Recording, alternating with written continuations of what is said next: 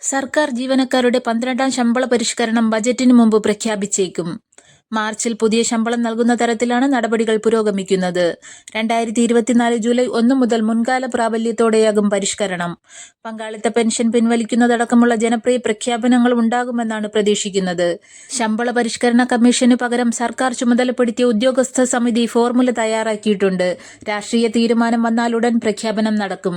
കഴിഞ്ഞ ശമ്പള പരിഷ്കരണ സമയത്ത് അടിസ്ഥാന ശമ്പളത്തിന്റെ 1.37 മടങ്ങ് കണക്കാക്കി പുതിയ അടിസ്ഥാന ശമ്പളം നിശ്ചയിക്കുകയായിരുന്നു.